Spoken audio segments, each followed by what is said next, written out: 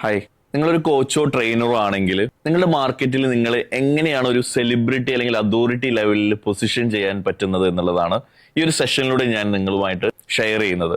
നിങ്ങൾക്ക് ഒരുപക്ഷെ അറിയായിരിക്കാം, ഈ ഒരു കോച്ചിങ് അല്ലെങ്കിൽ ട്രെയിനിങ് ഇൻഡസ്ട്രിയുടെ ഒരു പൊട്ടൻഷ്യല് നിങ്ങൾ ഒരുപക്ഷെ മനസ്സിലാക്കിയിട്ടുണ്ടാവാം. ഇന്ന് മന്ത്ലി ലക്ഷങ്ങളും കോടികളും ഏൺ ചെയ്യുന്ന ഒട്ടേറെ കോച്ചസ് ആൻഡ് ട്രെയിനേഴ്സ് ഈ ഒരു മാർക്കറ്റിലുണ്ട്. ഒരുപക്ഷെ നിങ്ങളൊരു ബിഗിനർ ആവാം, അല്ലെങ്കിൽ ഒരു ഓൾറെഡി കോച്ചിങ്ങിൽ കുറെ കാലങ്ങളായിട്ട് ഈ ഒരു ഇൻഡസ്ട്രിയിലുള്ള ഒരാളാവാം. എന്താണെങ്കിലും നിങ്ങൾക്ക് കൺസിസ്റ്റന്റ് ആയിട്ട് ഒരു വരുമാനം ഇല്ലെങ്കിൽ, ഒരു ക്യാഷ് ഫ്ലോ ജനറേറ്റ് ചെയ്യാൻ നിങ്ങൾക്ക് സാധിക്കുന്നില്ലെങ്കിൽ, അതുപോലെ തന്നെ നിങ്ങൾക്കൊരു ലാർജ് ക്രൗഡിലേക്ക് നിങ്ങൾക്ക് എത്താൻ കഴിഞ്ഞിട്ടില്ലെങ്കിൽ, ഇത്രയും വലിയ ഇൻകം ഇതിൽ നിന്ന് ജനറേറ്റ് ചെയ്തുകൊണ്ടിരിക്കുന്നത് എന്നുള്ളതും, എങ്ങനെയാണ് അവര് ഈ വലിയ ലാർജ് ഓഡിയൻസിനിടയിൽ എങ്ങനെയാണ് അവര് മാർക്കറ്റിൽ അവർക്ക് ഒരു അതോറിറ്റി ലെവലിലേക്ക് അവരെ പൊസിഷൻ ചെയ്യാൻ സാധിച്ചതെന്നുള്ളതും നമ്മൾ മനസ്സിലാക്കേണ്ടതുണ്ട്. എനിക്ക് ചോദിക്കാനുള്ള രണ്ട് ചോദ്യങ്ങളാണ്. ഒരു കോച്ച് അല്ലെങ്കിൽ ഒരു ട്രെയിനർ എന്നുള്ളൊരു മേഖലയിലേക്ക് നിങ്ങൾ കടന്നു വരുമ്പോൾ നിങ്ങൾക്ക് ഉണ്ടായിരുന്ന ഇന്റൻഷൻ എന്തായിരുന്നു? തീർച്ചയായിട്ടും ഒരുപാട് ആളുകളുടെ ലൈഫിൽ ഒരു ഇമ്പാക്റ്റ് ഉണ്ടാക്കണം, ഒരുപാട് ആളുകളെ ട്രാൻസ്ഫോം ചെയ്യണം എന്നുള്ളത് തന്നെയായിരിക്കും അല്ലെ? അങ്ങനെയാണെങ്കിൽ അതിന്റെ സൈസ് എത്രയാണ്? നിങ്ങൾക്ക് ലക്ഷക്കണക്കിന് ജനങ്ങളെ അല്ലെങ്കിൽ കോടിക്കണക്കിന് മനുഷ്യരിലേക്ക് നിങ്ങൾക്ക് എത്തണം എന്നുള്ള ഒരു ഇന്റൻഷൻ നിങ്ങൾക്കുണ്ടോ? അതുപോലെ തന്നെ നിങ്ങളുടെ വെൽത്തിന്റെ കാര്യത്തിലാണെങ്കിൽ, നിങ്ങളുടെ ഒരു ഫിനാൻഷ്യൽ ഗോൾ നിങ്ങൾ ജനറേറ്റ് ചെയ്യാനായിട്ട് ഉദ്ദേശിക്കുന്നത്, അതിന്റെ സൈസ് എത്രയാണ്? നിങ്ങൾ ഈ പറഞ്ഞ പോലെ ഒരു 6 figure 7 figure income monthly generate ചെയ്യാനായിട്ട് ആഗ്രഹിക്കുന്ന ഒരാളാണോ? അതിനായിട്ട് എങ്ങനെയാണ് ഒരു സെലിബ്രിറ്റി അല്ലെങ്കിൽ അതോറിറ്റി ലെവലിലേക്ക് നിങ്ങളെ എങ്ങനെ ചുരുങ്ങിയ സമയം കൊണ്ട് പൊസിഷൻ ചെയ്യാം എന്നുള്ളതാണ് നമ്മളിവിടെ ചർച്ച ചെയ്യുന്നത്. ഞാൻ കഴിഞ്ഞ 10 വർഷമായിട്ട് ട്രെയിനർ ആവണം, കോച്ച് ആവണം എന്നുള്ളൊരു സ്വപ്നം കൊണ്ട് നടന്ന ഒരാളാണ്. കഴിഞ്ഞ വർഷം എൻ്റെ ഒരു മെന്റർ മീറ്റ് ചെയ്തത് മുതലാണ് എങ്ങനെയാണ് വളരെ ഫാസ്റ്റ് ആയിട്ട് ഇതിലൊരു അതോറിറ്റി ലെവലിലേക്ക് എത്താൻ പറ്റുന്നത് എന്നുള്ളതും, എങ്ങനെയാണ് ഒരു 6 ഫിഗർ ഇൻകം ജനറേറ്റ് ചെയ്യാൻ പറ്റുന്നുള്ളതും എനിക്ക് മനസ്സിലാക്കാൻ കഴിഞ്ഞത് കഴിഞ്ഞ വർഷമാണ്. ആ സ്ട്രാറ്റജി മനസ്സിലാക്കി ഒരു 3 മാസത്തിനകം എനിക്ക് 2 lakh 3 lakh above income generate ചെയ്യാനും മന്ത്ലി ജനറേറ്റ് ചെയ്യാനും എനിക്ക് സാധിച്ചു എന്നുള്ളതാണ്. അപ്പം അതേ ഒരു ജേണി എങ്ങനെയാണ് സ്ക്രാച്ചിൽ നിന്ന് നമ്മൾ ഈ അതോറിറ്റി അല്ലെങ്കിൽ സെലിബ്രിറ്റി അതോറിറ്റി ലെവലിലേക്ക് നമ്മൾ പൊസിഷൻ ചെയ്യാം എന്നുള്ളത് നമുക്ക് നോക്കാം. യെസ്, നമ്മളെല്ലാവരും സ്റ്റാർട്ട് ചെയ്യുന്നത് 0-ൽ നിന്നാണ് അല്ലെ? ഓക്കെ, ഇൻസ്റ്റെബിലിറ്റി എന്ന് പറയുന്ന ഒരു സ്റ്റേജിൽ നിന്നാണ് നമ്മളെല്ലാം സ്റ്റാർട്ട് ചെയ്യുന്നത്. അതായത് നമുക്ക് വേണ്ടത്ര രീതിയിലുള്ള ക്ലയൻസ് ഉണ്ടാവില്ല, നമ്മളൊരു ബ്രാൻഡ് അല്ല, നമുക്കൊരു കസ്റ്റമർ ബേസ് ഇല്ല, നമുക്ക് സ്റ്റേബിൾ ആയിട്ടുള്ള ഒരു ഇൻകം ഇല്ലാത്ത ഒരു സ്റ്റേജിലാണ് ഇൻസ്റ്റെബിലിറ്റി എന്ന് പറയുന്നത്. അതുപോലെ തന്നെ നമുക്ക് സ്കില്ലും നോളജും ഒക്കെ ഉണ്ട്, പക്ഷേ ആളുകൾക്ക് അറിയില്ല. നിങ്ങളുടെ കഴിവോ നോളജ് ഉപയോഗിച്ചുകൊണ്ട് ഒരുപാട് ആളുകളുടെ പ്രോബ്ലംസ് സോൾവ് ചെയ്യാൻ പറ്റും, അവരുടെ നീഡിനെ ഫുൾഫിൽ ചെയ്ത് കൊടുക്കാൻ പറ്റും എന്നുള്ളത് മാർക്കറ്റിലുള്ള ജനങ്ങൾക്ക് അറിയില്ല അല്ലെ? അവിടെ വലിയൊരു ഗ്യാപ്പ് ഉണ്ട്. നിങ്ങൾ ഇൻവിസിബിൾ ആണ്. ആ സ്റ്റേജ് ആണ് ഇൻവിസിബിലിറ്റി എന്ന് പറയുന്ന ഒരു സ്റ്റേജ്. കാരണം നിങ്ങൾക്ക് സ്കില്ലും നോളജും ഉണ്ട്, പക്ഷേ ആളുകൾക്ക് കറക്റ്റ് ആയിട്ടുള്ള ആളുകളിലേക്ക് നിങ്ങൾക്ക് എത്താൻ സാധിച്ചിട്ടില്ല എന്നുള്ളത്. അപ്പോൾ ഈ ഇൻസ്റ്റെബിലിറ്റി ആൻഡ് ഇൻവിസിബിലിറ്റി എന്ന് പറയുന്ന ഒരു സ്റ്റേജിൽ നിന്ന് നമ്മൾ അടുത്തൊരു സ്റ്റേജിലേക്ക് കടക്കണം. അതാണ് മാർക്കറ്റബിലിറ്റി. നിങ്ങളെ മാർക്കറ്റ് ചെയ്ത് തുടങ്ങണം എന്നുള്ളതാണ്. അതാണ് മാർക്കറ്റബിലിറ്റി. എന്താണ് മാർക്കറ്റിംഗ്?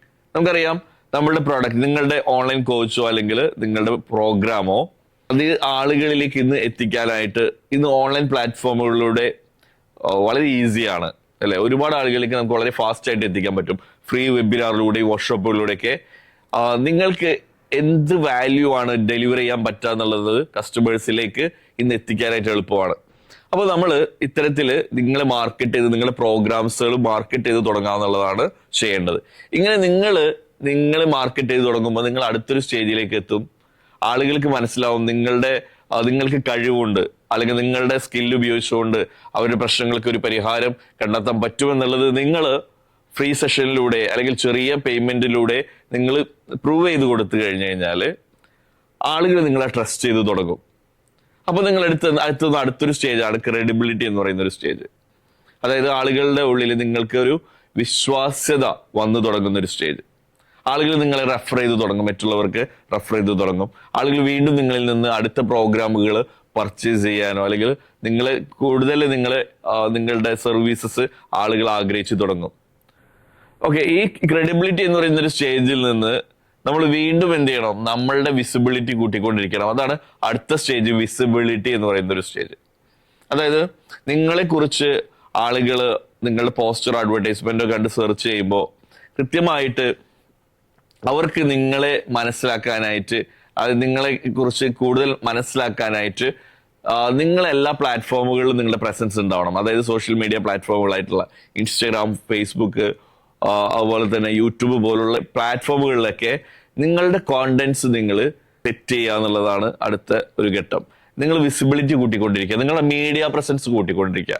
അങ്ങനെ ചെയ്യുന്ന സമയത്ത് നിങ്ങൾ വിസിബിൾ ആവുന്ന സമയത്ത് നിങ്ങളത് കൺസിസ്റ്റന്റ് ആയിട്ട് വീണ്ടും വീണ്ടും വീണ്ടും തൗസൻഡ്സ് ഓഫ് അവേഴ്സ് കണ്ടന്റ്സ് നിങ്ങളുടെ കസ്റ്റമേഴ്സിനെ നിങ്ങളെ കുറിച്ച് മനസ്സിലാക്കാനായിട്ട് കൺസ്യൂം ചെയ്യുന്ന അവേഴ്സ് നിങ്ങൾ കോണ്ടന്റുകളാക്കി റെഡിയാക്കി വെക്കണം. അങ്ങനെ നിങ്ങളുടെ വിസിബിലിറ്റി കൂടി നിങ്ങൾ അടുത്തൊരു സ്റ്റേജിലേക്ക് എത്തും. അതാണ് സെലിബ്രിറ്റി എന്ന് പറയുന്ന ഒരു സ്റ്റേജ്. നിങ്ങൾക്ക് നിങ്ങളുടെ കോണ്ടന്റ്സുകൾ കൺസ്യൂം ചെയ്യുന്ന, നിങ്ങൾ കൊടുക്കുന്ന, നിങ്ങൾ എഡ്യൂക്കേറ്റ് ചെയ്യുന്ന, നിങ്ങൾ ഇൻഫോർമേഷൻസ് ഡെലിവർ ചെയ്യുന്ന ആ ഒരു ഓഡിയൻസ് അവർ നിങ്ങളുടെ ഫാൻസായി മാറും.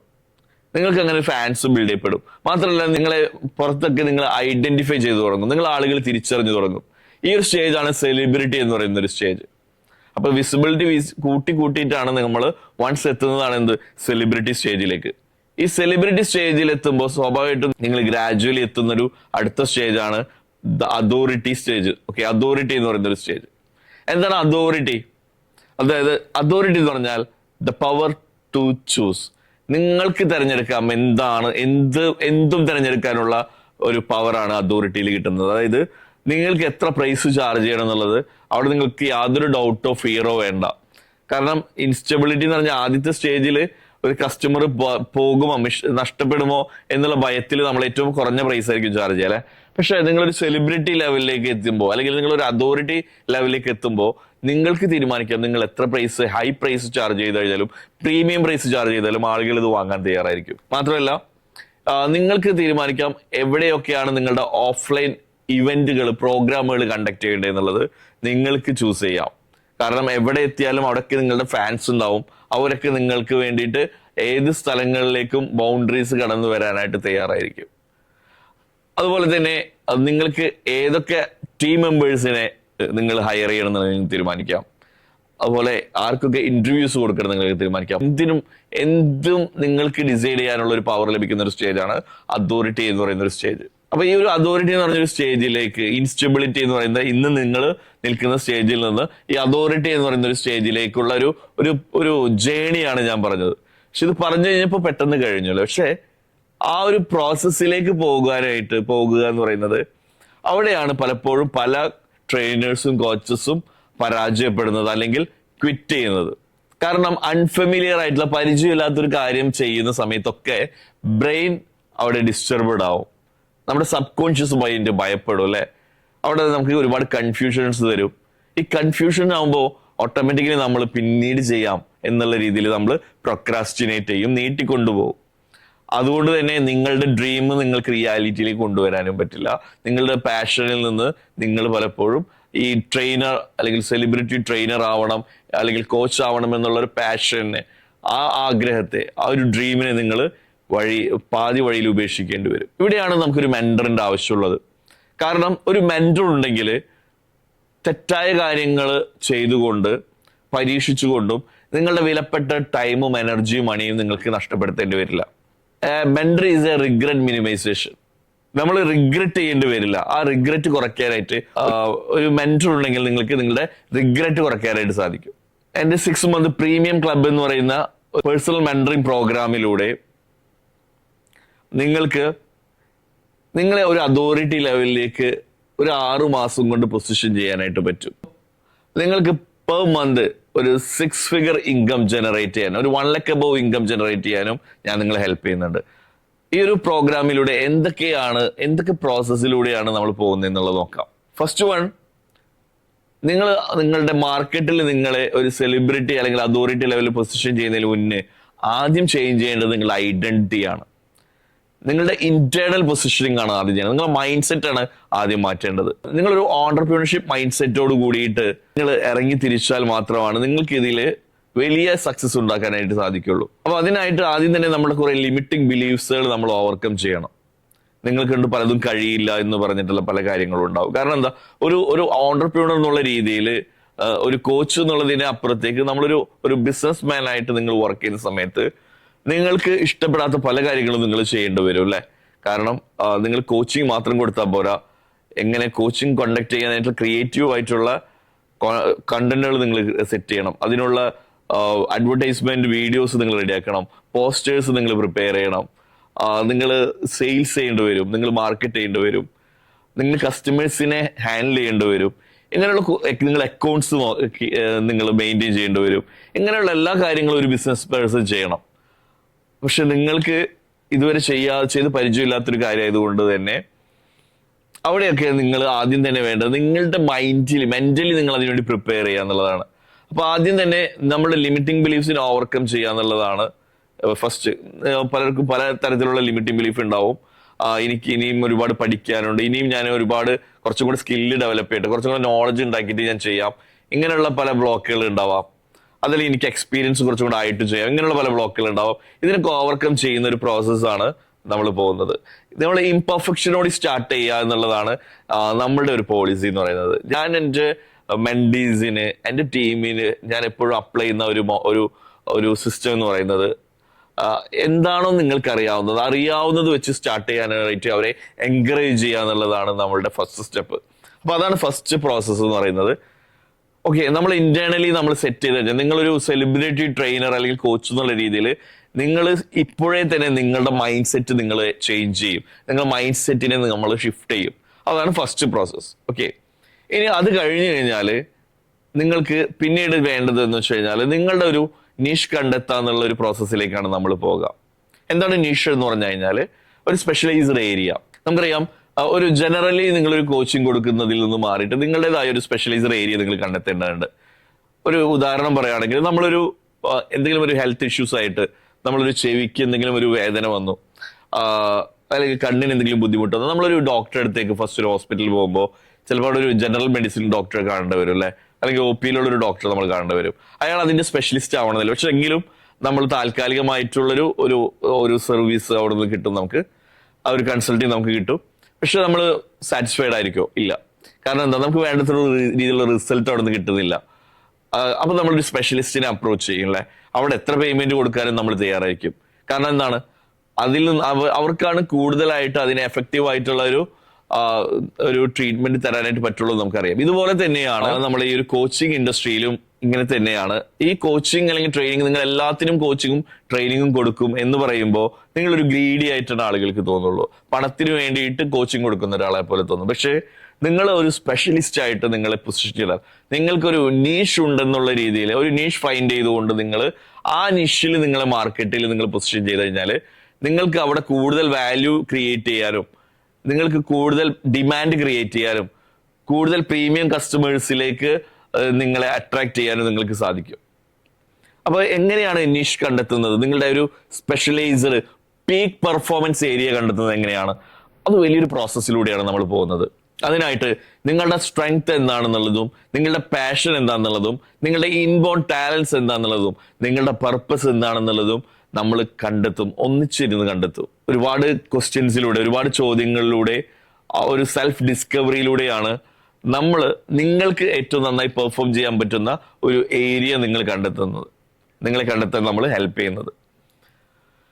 അങ്ങനെ ഒരു നിഷ് കണ്ടെത്തി കഴിഞ്ഞു കഴിഞ്ഞാൽ നിങ്ങൾക്ക് ഏറ്റവും നന്നായിട്ട് സോൾവ് ചെയ്യാൻ പറ്റുന്ന പ്രോബ്ലം ഏതാണ്, ആ ഒരു ടാർഗറ്റ് കസ്റ്റമർ, നിങ്ങൾ ഏറ്റവും കൂടുതൽ നന്നായിട്ട് നിങ്ങൾക്ക് ഹെൽപ്പ് ചെയ്യാൻ ആഗ്രഹിക്കുന്ന, നിങ്ങൾക്ക് വളരെ ഇൻട്രസ്റ്റിംഗ് ആയിട്ട് നിങ്ങൾക്ക് ഇടപെടാൻ സാധിക്കുന്ന ആ ഒരു ടാർഗറ്റ് ഓഡിയൻസ് ഏതാണ്, ആ കസ്റ്റമേഴ്സ്, നിങ്ങളുടെ പേഴ്സോൺ ഏതാണ്, പ്രോബ്ലം ഏതാണ്. അതുപോലെ തന്നെ നിങ്ങളുടെ ഒരൊറ്റ പ്രോബ്ലം നമ്മൾ പിക്ക് ചെയ്യും, നിങ്ങളുടെ ഒരു പേഴ്സോണെ നമ്മൾ കണ്ടെത്തും, ഒരൊറ്റ പ്രോസസ്സ് നമ്മൾ ബിൽഡ് ചെയ്യും. ഇങ്ങനെയാണ് നമ്മൾ നിഷ് കണ്ടെത്തുന്നത്. ഓക്കെ, ഈ നിഷ് കണ്ടെത്തി കഴിഞ്ഞാൽ നെക്സ്റ്റ് അടുത്തൊരു പ്രോസസ്സ് എന്ന് പറയുന്നത് ആ ഒരു നിഷ് റിലേറ്റഡ് ആയിട്ടുള്ള ഒരു കോഴ്സ് ഡിസൈൻ ചെയ്യുക, ഒരു ഡിജിറ്റൽ പ്രൊഡക്റ്റ് ഡിസൈൻ ചെയ്യുക എന്നുള്ളതാണ്. അതൊരു കോഴ്സ് ആയിരിക്കാം, അല്ലെങ്കിൽ ഒരു പ്രോഗ്രാം ആയിരിക്കാം. അങ്ങനെ ഡിഫറെന്റ് പ്രോഗ്രാംസുകൾ, ഒരേ പ്രോബ്ലത്തിന്റെ തന്നെ ഡിഫറെന്റ് ലെവലിലുള്ള പ്രോഗ്രാംസുകൾ നമ്മൾ സ്റ്റാർട്ട് ചെയ്യും. അതിനൊരു ഫ്രണ്ട് എൻഡ് ഓഫറും, ഒരു low ticket program, mid ticket program, high ticket program, ഇങ്ങനെ ഒരു 4 കാറ്റഗറിയിലുള്ള പ്രോഗ്രാംസുകൾ നമ്മൾ ഡിസൈൻ ചെയ്യും. ഈ 4 പ്രോഗ്രാംസുകളും ഡിഫറെന്റ് ആയിട്ടുള്ള പ്രൈസിങ്ങിലായിരിക്കും. അതിൽ 1000 to 10,000 ഇടയിലുള്ള പ്രോഗ്രാംസുകൾ ഉണ്ടാവും. ഓക്കെ, 10,000 50,000 ഇടയിലുള്ള പ്രോഗ്രാംസ് ഉണ്ടാവും. 1 lakh above ഉള്ള പ്രോഗ്രാംസുകൾ ഉണ്ടാവും. അപ്പോൾ ഡിഫറെൻ്റ് ആയിട്ടുള്ള പ്രോഗ്രാംസുകൾ നിങ്ങൾ ഡിസൈൻ ചെയ്യുമ്പോൾ ഇതിനെങ്ങനെ ഡിഫറൻഷിയേറ്റ് ചെയ്യുക എന്നുള്ളത് നമ്മൾ അറിയണം അല്ലേ. അതിനാണ് അടുത്ത് നമ്മൾ കരിക്കുലം ഡിസൈനിങ്ങിൽ നമ്മളെ ഹെൽപ്പ് ചെയ്യുന്നത്. നിങ്ങൾ വെറുതെ ഒരു 25,000 50,000 പറഞ്ഞു കഴിഞ്ഞാൽ ആളുകൾ വാങ്ങില്ലല്ലേ. അപ്പോൾ ഓരോ പ്രോഗ്രാമിനും എങ്ങനെയാണ് വാല്യൂ ആഡ് ചെയ്യേണ്ടത്, എങ്ങനെയാണ് അതിനെ ഡിഫറൻഷിയേറ്റ് ചെയ്യേണ്ടത്, എങ്ങനെയാണ് ഈ കരിക്കുലം ഡിസൈൻ ചെയ്യേണ്ടത്, ഇതിന് കൃത്യമായിട്ടുള്ള ഒരു ഗൈഡൻസ് ആണ് നമ്മൾ അടുത്ത 3ാമത്തെ ഘട്ടം എന്ന് പറയുന്നത്. ഓക്കെ, ഇനി ഇത് കഴിഞ്ഞാൽ നമ്മൾ പ്രൊഡക്റ്റ് റെഡിയായി അല്ലേ. ഒരു വേൾഡ് ക്ലാസ് പ്രൊഡക്റ്റ് എങ്ങനെ ഡിസൈൻ ചെയ്യുക എന്നുള്ളത് നിങ്ങളെ ഹെൽപ്പ് ചെയ്യും. ആ പ്രൊഡക്റ്റ് റെഡി ആയി കഴിഞ്ഞ് കഴിഞ്ഞാൽ പിന്നെ എന്താണ് നെക്സ്റ്റ്? ഈ പ്രൊഡക്റ്റ് ആളുകളിലേക്ക് എത്തണം അല്ലേ. അത് മാർക്കറ്റിംഗ്. ഈ മാർക്കറ്റിങ്ങിന് വേണ്ടി ഡിജിറ്റൽ മാർക്കറ്റിങ്ങിന്റെ ഏറ്റവും അഫോർഡബിൾ ആയിട്ടുള്ള കുറഞ്ഞ ചെലവിൽ നിങ്ങൾക്ക് ഡിജിറ്റൽ മാർക്കറ്റിംഗ് സപ്പോർട്ട് നമ്മൾ നൽകും.